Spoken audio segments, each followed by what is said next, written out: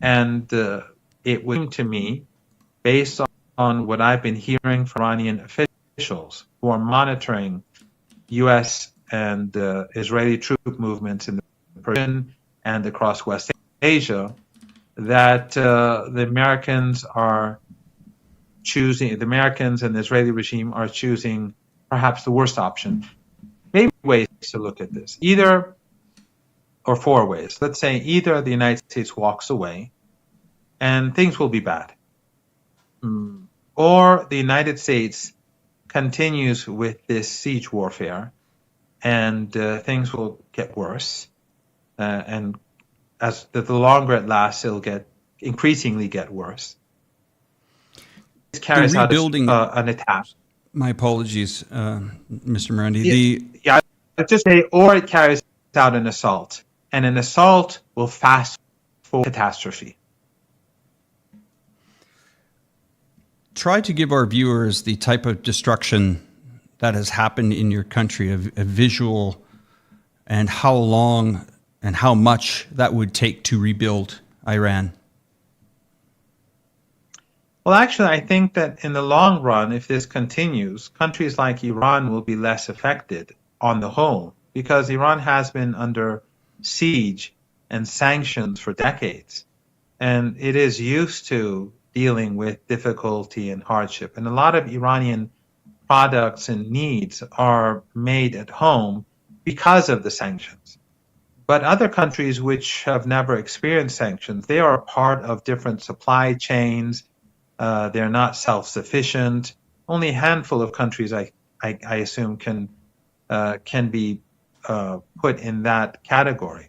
So I think the vulnerability of countries across the world are much greater than we think. But in the case of Iran, the United States and the Israeli regime, they've bombed petrochemical plants.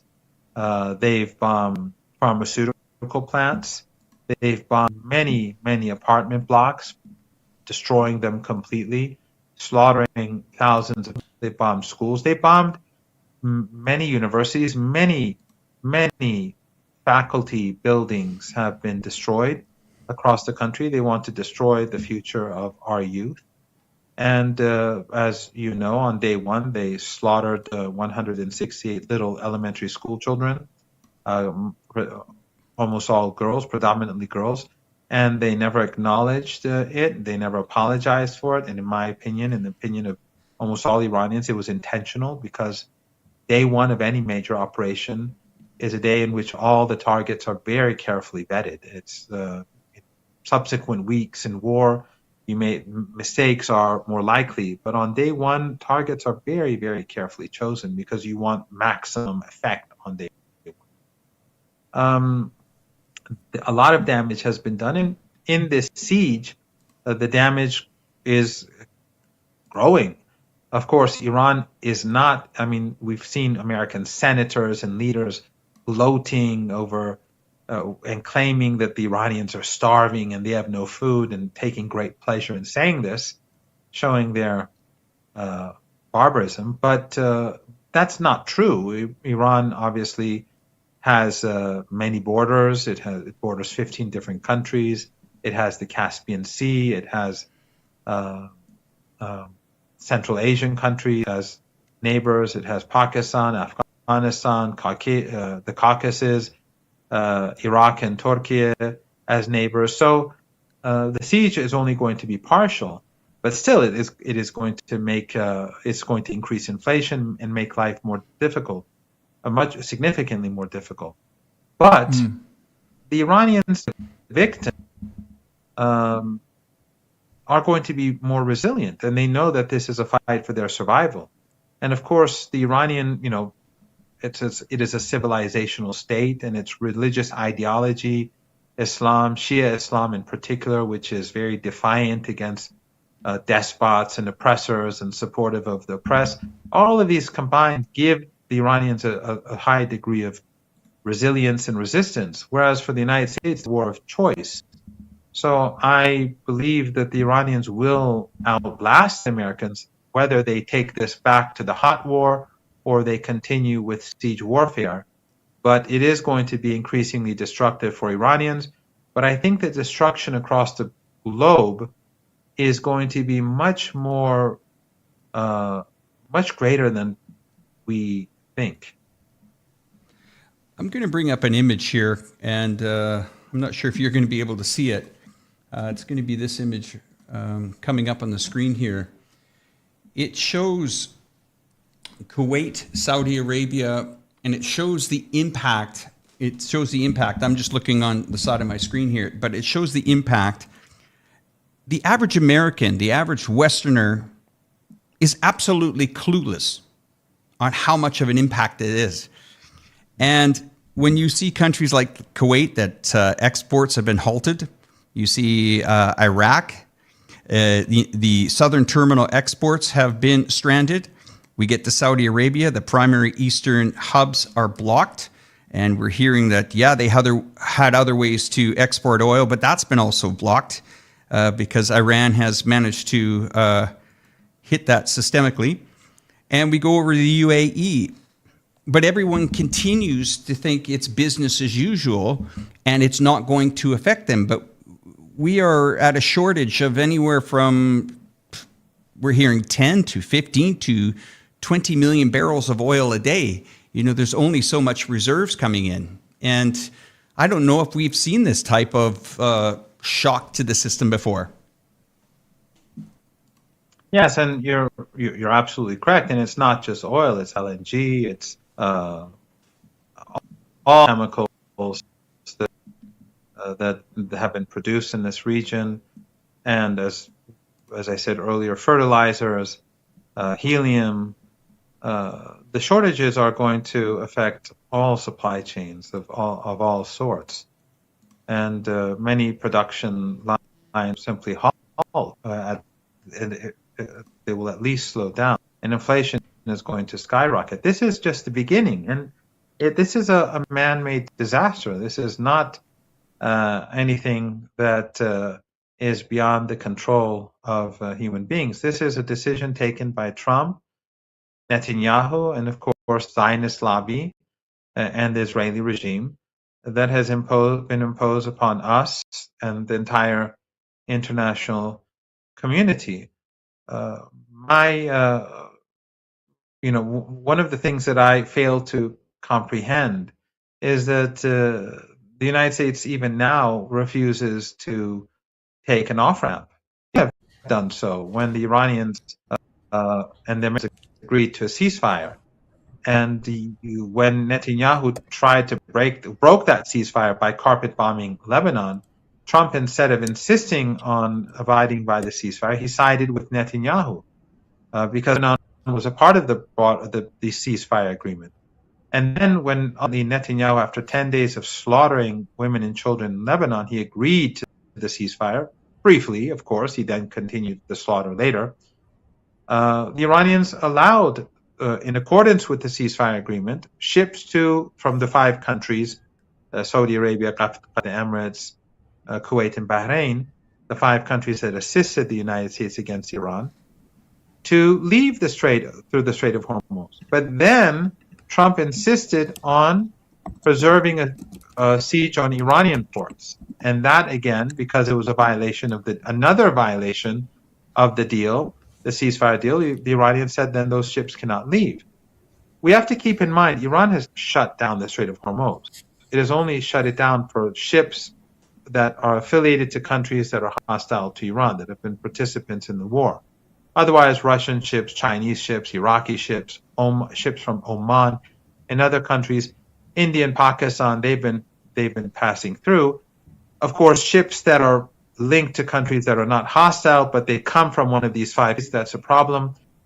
But in any case, the strait has never been shut down. But now, Trump has actually more or less intensified the pace of shortages across the world by violating the ceasefire that could have given him an off-ramp. Yeah, absolutely. Everybody, first of all, I just want to address, we've had a lot of technical issues this morning. Just trust our team is working very hard. Just so everybody knows the logistics here, we've got 3 people in 3 different countries We're going over Chinese, Iranian, and USA servers, trying to, bring it in. So a huge effort from our team on the back end, just trying to sort this out. We know some of the audio's a little bit low. Sometimes the video is lagging. Just know it's very difficult to kind of bring this stream, to you guys. We're trying our best. So hopefully everybody can hear me now. And Professor, I thank you for bringing up Netanyahu and the Israeli regime and, what they've done. What's interesting is when Donald Trump was conducting a lot of interviews this week in Beijing, he brought the entire Fox News crew with him. Of course, the Fox News is obviously the mouthpiece for the Trump administration. They're trying to project this power. It's very funny to observe this because, for example, the interesting thing is when Donald Trump arrived in Beijing, they rolled out the red carpet for him. They had hundreds of Chinese kids on the sidelines waving USA and Chinese flags. And, for the Fox News, their perspective is, wow, look at America. We're so great again. We are, now respected on the international stage. I actually look at it the opposite. I look at Xi Jinping knowing that, Donald Trump is the world's biggest narcissist, and he knows exactly what Trump wants to see. He basically flatters him, and basically gives him, all this praise. And Donald Trump, immediately is smiling and thinking, wow, I'm so great. I'm so awesome. Xi Jinping's a great guy. So he basically neutralizes Trump very easily just by using some very good psychology there. But then, of course, Trump, the one thing I think the biggest problem for Trump is that he can't keep his mouth shut. So immediately he just admits on Fox News, we started this war for Israel, and we are doing this to kind of strengthen Israel. What about the gas? What about Americans can't afford life right now? The price of gas is going through the roof. People who can't afford, the daily living. And, Donald Trump, his only response is, well, look at the stock market. It's at an all-time high. Of course, we see, for example, just look at NVIDIA. I think it's responsible for 40% or 50% of the United States stock market value. Now, it's just absurd how one company is inflating things. But yet, you go out for a sandwich and a bottle of water, it's going to cost you $25 here in the United States. I mean, it's just absurd, the inflation and how things are really going. Professor, I got an interesting take because I did have a chance to talk to Professor Robert Pape, who has made a lot of headlines recently. His whole thesis is a thing called the escalation trap. For those of you that are not familiar with Professor Pape's insights, I think it's fascinating because what he's saying right now is that Donald Trump has really opened the door to Iran becoming the fourth superpower and fourth kind of major power in the world. We look at the United States, we certainly look at China, we look at Russia. And, we look at these as the three main countries that are able to exert a lot of power, whether it be economic, political, basically economically, politically, or militarily, can use their force. But he said now, before, again, we have to remember the Strait of Hormuz was open, it was completely open on February 27th. Commerce was going, oil ships were sailing through, no problem at all. But now Iran has a lot of leverage. They have a tremendous amount of leverage. They've shown to the world that they can influence the world economy. My question to you, Professor, is what is the kind of I want to get the insight into the Iranian people and what's going on the ground there, because that's where I think your greatest insights come from, because you're there in Tehran, you're there on the ground in Iran. Has that kind of been shown, are a lot of Iranian people seeing this new power that they have, that they've been able to really influence the world economy over the last 3 months, that, Iran has been able to withstand, not one, but two nuclear powers. Obviously, the United States and Israel have teamed up. But again, we know that Donald Trump launched this war on behalf of Netanyahu. It was Netanyahu that traveled to Washington, D.C. on February 11th, basically telling Trump, this is going to be a quick thing. We're thinking maybe 7 days, 10 days. I mean, you can knock out Iran very quickly. And kind of Trump took the bait. He thought, all right, Venezuela was pretty successful. We basically wrapped that up in about 72 hours. I think Iran, maybe a little bit longer, maybe a week, maybe give it 2 weeks, but we'll basically neutralize them. We'll be able to overthrow the government. We'll be able to control everything. But now, 90 days later, or however many days it is now, we're nowhere close to that. Yeah, as you said, Donald Trump refuses to take this off ramp. He's just going further and further down this rabbit hole that's just going to lead to chaos, as we pointed out. But I'd like to know, what is the perspective going on in the Iranian society? What are people talking about on the streets of Iran? How are they talking about this situation? Are they, optimistic that they've been able to last this long and that they have this new leverage? I'd like you to share that perspective. Yes, I think it's quite clear that when you speak to Iranians, of course, it is all anecdotal on my part, but also polls do indicate that there is a strong sense of empowerment among ordinary Iranians, and that they were able to defeat the superpower.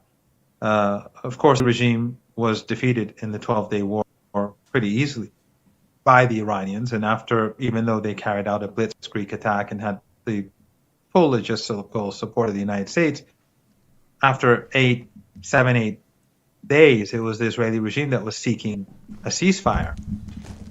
But in this war, you had a broad coalition. It was not just the United States and the Israeli regime. It was these countries in the Persian Gulf. It was Jordan.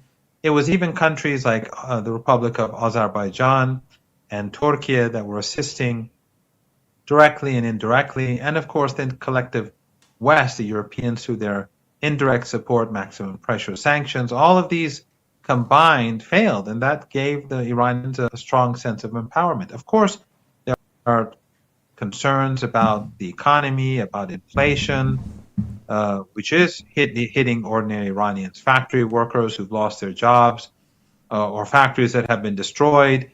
There has been significant damage done as well, but I think on the whole, the Iranians feel confident about their future, with apprehensions as well. I think, though, perhaps it's hard to say for me, but I think a lot of Iranians perhaps feel that the second wave of the second assault by the Americans will be more severe, that it will be possibly accompanied by a land offensive, but also support for terrorist groups in Iraqi Kurdistan, northern Iraq, and Takfiri Salafi groups on the border of Pakistan, in the no man's land inside Pakistan, where it's not well governed by the Pakistani government, and terror groups in Iran that they've been preparing. But ultimately, the Iranians are confident that they will overcome. I see a very the younger generation has changed a lot over the past 2.5, 3 months. My own students that I'm in contact with have changed a lot. Their worldview has changed. Their self-confidence has changed. Before, I think they never really imagined Iran to have these, many of them at least, have the capability that it has shown today. But I believe that we still have tough weeks and months ahead, not just Iran, the entire world. One thing that I think has led us here is not just hubris and arrogance, but also the narrative that has been dominant for 47 years. This Orientalist worldview of a backward Iran and that's the same is true about China. And the city that you're in, I visited once, and even visiting there was so eye-opening. Even though I visited China many times in many different cities, but when I went there, I was so shocked to see how across China the country had advanced so much. It was not just Shanghai. We hear about Shanghai or Guangzhou or Beijing, and then there are cities that people have never heard of. But when you go there, you're just in total shock as to how clean those cities are, how advanced they are, how beautiful they are. And the same is true about Iran. So because we get our information about the world largely from the West still. I learn about China, even though I've traveled to China often, I still, throughout my life, I've been hearing news from China from Western sources. And news about Iran also comes from Western sources. Iran is a backward country. It is medieval. It's run by mad mullahs, whatever that means. It's corrupt, it's falling apart, it's unpopular, the people hate it. And then, if that's the case, then of course it makes sense to just give it a little push, and then it's like a house of cards. It makes sense. So they create this narrative using these Iranian expats who are on the payroll and these Iran experts who are linked to corporations and the Zionist lobby who will repeat what needs to be said. But then when they implement that policy, they hit a brick wall because the narrative is completely detached from reality. The same is true with China. The same is true with Russia. The same is true anywhere where the gap between reality and narrative is enormous and the other side is powerful. And I think that Iran is probably now, I don't know if one can say the fourth most powerful or not, but it is a superpower of sorts, and it has shown itself to be so. Professor Marandi, I just want to let you know, I don't know if you know much about me, but I do live in one of those unknown cities in China about 5 or 6 years ago called Chongqing, and I've made it I've been my there. life That's here. the city. Yes, a beautiful city. Thank you. I came here in 2020 to promote the city, and I just want to once again commend you for the voice that you give Iran. If it wasn't for channels like Danny Haipong, Dialogue Works, the Duran, Cyrus Jansen, my good friend here, the Katie Harper Show, I mean, your voice is so important. And what he has done to at least people in my community, people around my friendship circle, the first nation we want to go to when everything calms down is Iran. Because we've been lied to about Iran. We've been told a story that it's this nation, big bad Iran, by all these major news outlets and across the collective West. And it really, from a Western educated guy, I have to tell you, I am so disappointed with my country, so embarrassed about our countries that don't understand the catastrophe that we have unleashed. Canada is not a country that can go unchecked. We have done some very horrible things. I was one of the, when I was older, one of the first countries I went to was the former Yugoslavian nation, and visited Belgrade, saw the destruction with my own eyes there. A year and a half ago, I went to the front line of the Donbass conflict. And again, what we heard in the Western media was something completely different going on in that area. So again, I'm going to pass it back over to Cyrus because you guys have an outstanding dialogue going. But I just wanted to say, from all of us, this entire content creator community, YouTuber community, I don't know what we call ourselves, but geopolitical analysts or whatever. But again, your voice is so important to our community and our friends, and people need to hear it. And again, we commend you so much for sharing your time with us. You're very kind, absolutely. and thank you again for your kind words.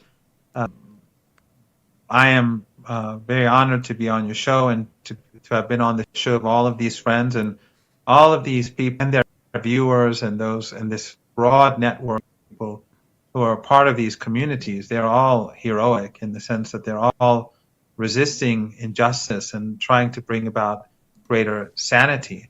And I hope that after the war, more people do come to Iran, and all of you and your viewers would be welcome in Iran. There's actually a couple of good books that I have been speaking about on some of these shows that, at least for the time being, would be good for some of your viewers to read. One is called Going to Tehran by Flint and Hilary Mann Leverett.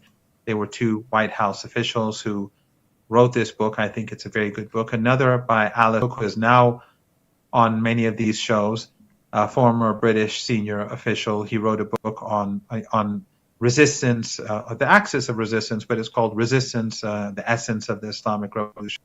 And for some people who are interested in the nuclear program, because that has been the excuse, or at least one of the excuses for Trump to begin this slaughter and this global crisis, a very brief book actually called, I think, A Dangerous Delusion by Peter Oborn, who's also an excellent writer and commentator in the UK. But just being in your city for me was an eye opener. Right, just walking at night alongside the river and just looking around, by itself destroys so many of those stereotypes that we're brought. And I think that the more we learn about one another, the more these narratives shatter, and the better it is for the world. What we are experiencing today is an empire that is using false narratives to justify aggression and oppression, and many people believing those narratives, whether they watch Fox or CNN. The rest of them are not much better. They're the same. Are perhaps less drastic, more subtle, and more sophisticated, but they are still tools of the Epstein class, the empire. But we are reaching a point where many young people are waking up, and I even though there's no doubt that there are dark days ahead, but I think that things will ultimately some change for the better. Thank you. And I'll hand it over to Cyrus. Just my last comment was at the start of the show, I think you made a comment about us covering maybe the financial and derivatives market. We do that to really expose some of the market manipulation that has been gone on and orchestrated by individuals of, we'll call it the Epstein class, where this goes unchecked. They know that the only authorities that can pretty much clamp down on them only have civil powers to do that, whether it's Security and Exchange Commission, so on and so forth. So we continue to see not only do the Americans get lied to, but they also get ripped off by an administration that is stealing billions from these people. So there's victims everywhere here. But I'm going to hand it to Cyrus. But anyway, thanks again for giving me the explanation about our great city here, Chongqing. I'll pass it back to you, Cyrus. Yeah. No, Professor and Alex, I just say, I want to just add a little bit of commentary there. One of the things that, how we started these YouTube channels was a few years ago, during the COVID time, when we were very frustrated about how China was being presented. And I mean, I know for myself, I actually started this YouTube channel by accident. I have lived many years in China, was very frustrated with the narrative that was coming out of Western media.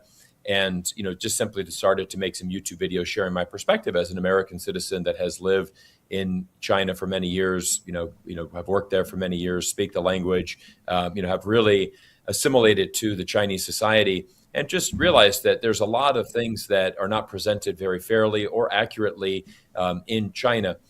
For example, again, I like to talk about this Fox News crew that was in Beijing.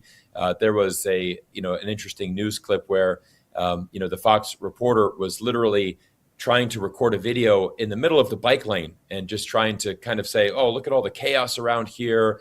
You can't even walk across the street, properly because, the traffic management is so bad here. And that's like, well, you're walking in the middle of the bike lane, this is the lane for motorbikes. The sidewalk is to the left. You could easily walk on the sidewalk to record your video. But, and so a lot of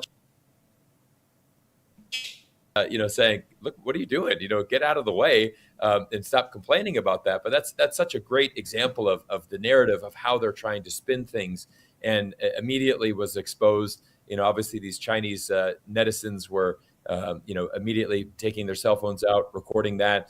And I think, I love the fact that you've been there. I love the fact that you've been to Chongqing, and Alex, he basically went there 5-6 years ago, and has really put that city on the map, with his, media team, and really being able to showcase this. And again, I'm very optimistic about the future, because if you're on Instagram and TikTok, there is a whole new younger generation that are traveling to China, that are seeing it with their own eyes. And there's even, for example, CNBC is now highlighting Americans that have relocated. And, they, just this past week, They showcased a American that is living in Shenzhen. He's earning around $3,500 a month, and just saying, look, I live a fantastic quality of life.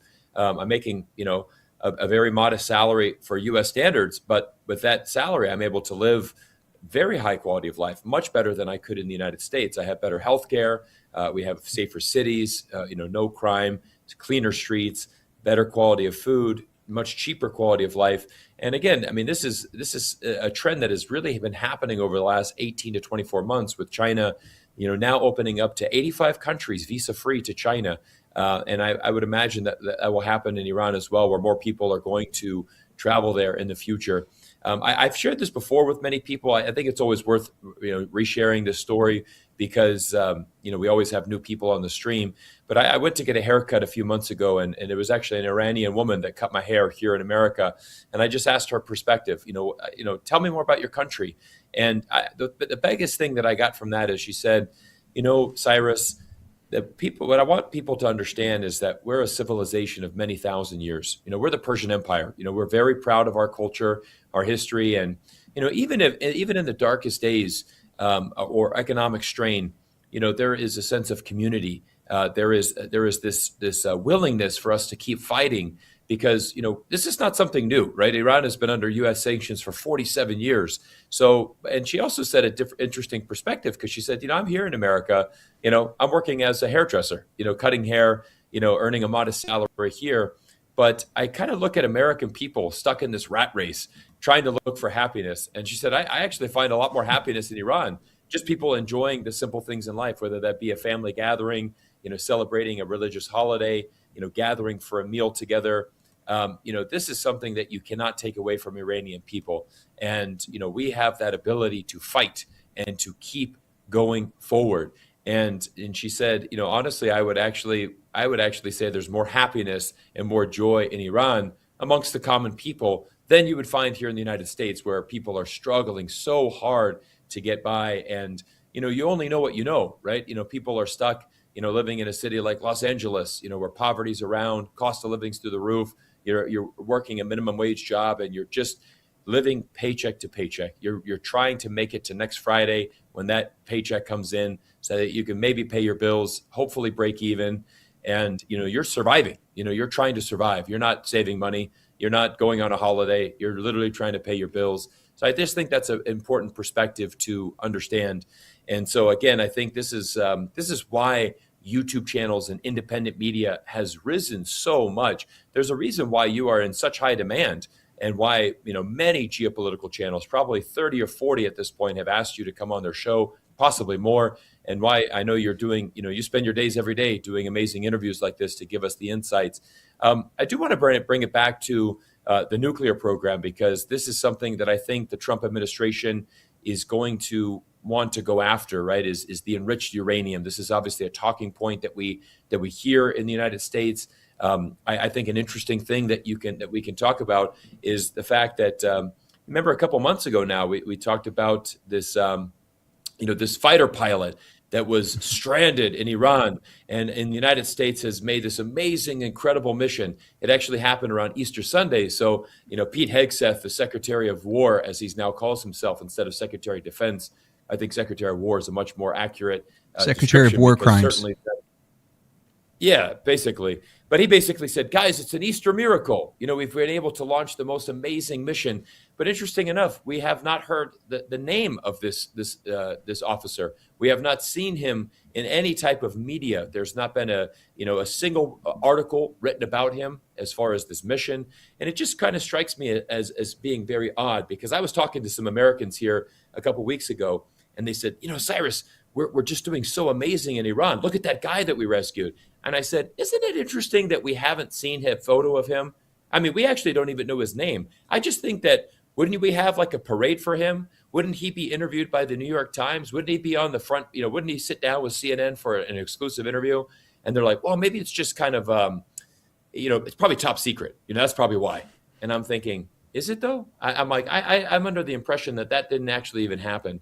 And I mean, prove me wrong. But I think what the United States tried to do was launch a secret operation, maybe trying to get that, enriched uranium, because that would potentially be a win that Donald Trump could say, hey, we went into Iran, we got the uranium.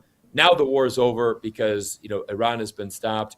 And I mean, even now, he talked about saying, he's like, hey, I met with Xi Jinping and I told him, we're doing you a favor because we don't want Iran to have a nuclear weapon. And then even Fox News, they couldn't spin that. They're like, so what did Xi Jinping say? And he said, he didn't respond to me. I think he was probably just grateful, though. He was probably just grateful because we're helping China out a lot. I mean, it's just hilarious to see Trump kind of, make these mistakes and kind of pencil himself in the corner just by opening his mouth. But it kind of give us some perspective on the nuclear program, or lack thereof of a nuclear program. What is going on with the enriched uranium? Is that something that Iran will continue to possess in the future? I'd just like to get your perspective. Again, you're the expert and on the ground in Iran.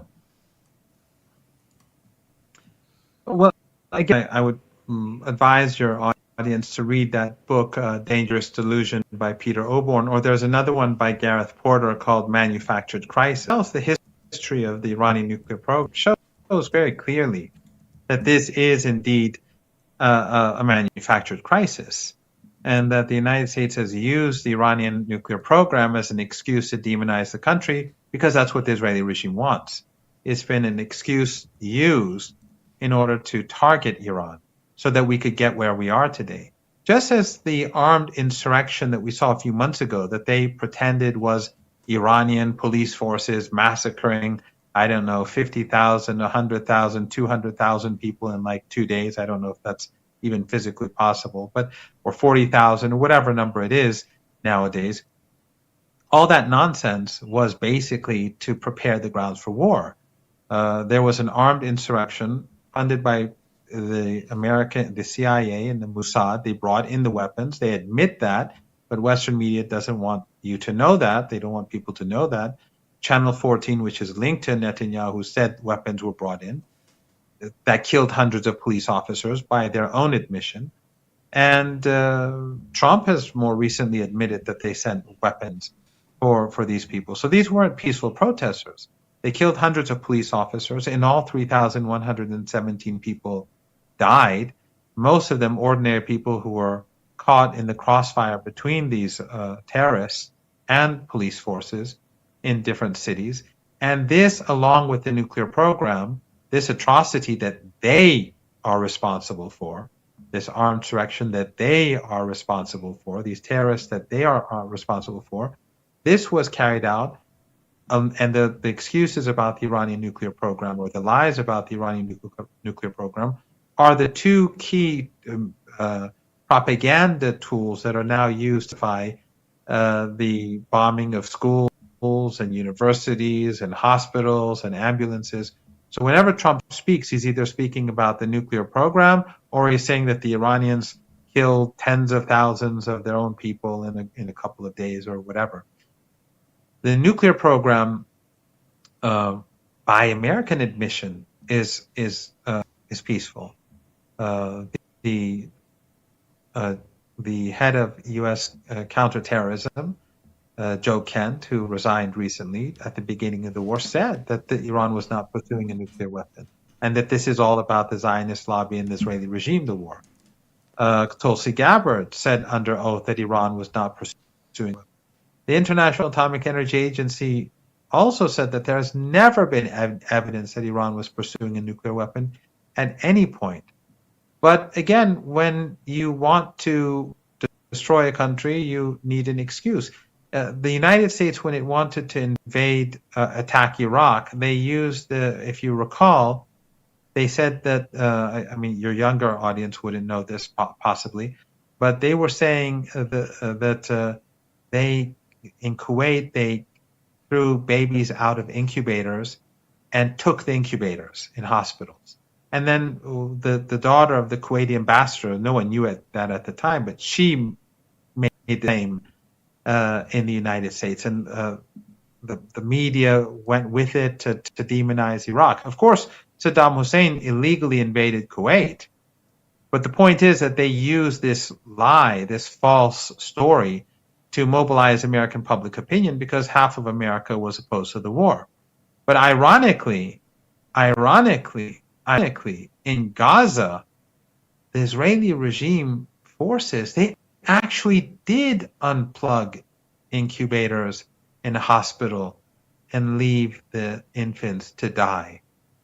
But that was that was completely ignored in the Western media. And it was probably one of the most disturbing atrocities of this whole episode, to just let those children gradually die and get away with it, and Western media ignore it totally. So the nuclear program is a tool, but we've seen that before, like just in Libya and Viagra. Remember the claims about Viagra, or in Venezuela, it's drugs. There's always a reason.